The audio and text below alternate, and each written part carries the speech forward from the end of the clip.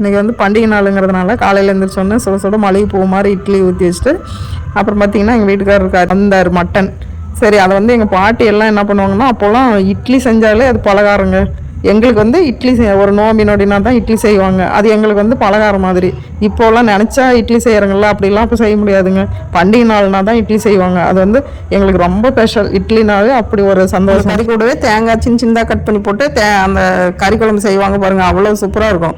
அந்த ரொம்ப வேகிறதுக்கு விடாமல் ஓரளவுக்கு கொதி வந்த பின்னாடி 4 இட்லி போட்டு அந்த இட்லி மேலேயே அந்த தண்ணி ஆட்டுங்கிற குழம்பு 4 தேங்காய் பீஸ் போட்டு அது கூடவே கறி 2 பீஸ் போட்டு ஊற்றி கொடுப்பாங்க பாருங்கள். அவங்க சாப்பிட அவ்வளோ சூப்பராக இருக்குங்க.